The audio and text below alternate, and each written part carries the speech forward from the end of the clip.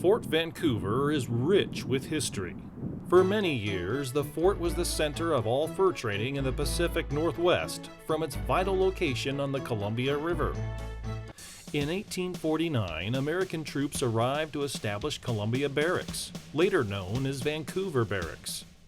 It served as military headquarters for much of the Pacific Northwest.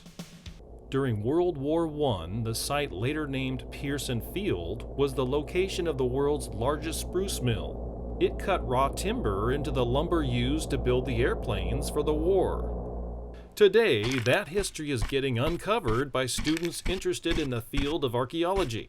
The National Park Service, along with Portland State University and Washington State University, Vancouver, are sponsoring a field school in historical archaeology at Fort Vancouver National Historic Site. Dig small holes into the ground to see what kinds of artifacts they come up with in a grid. And we combine that data with some magnetometry data where we have an archaeologist in Portland who comes up and helps us lay out another grid that picks up magnetic anomalies in the soil.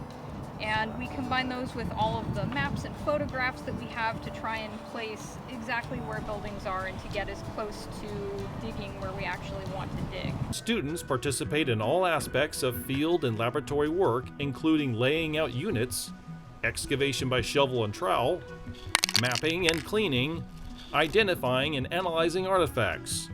I am currently, as slowly as possible, trying to remove all the fill dirt from in between the chunks of concrete to bring it down to 80 centimeters below the surface.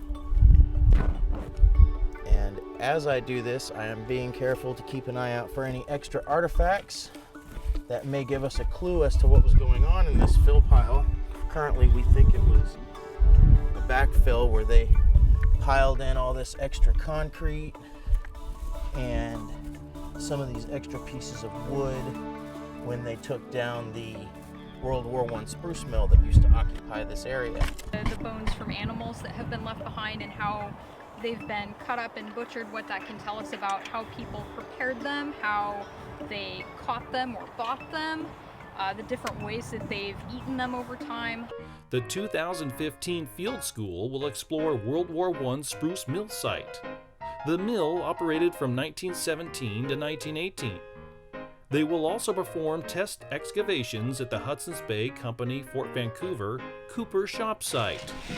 For more information or to volunteer with the Archaeology Field Program, visit nps.gov/FOVA.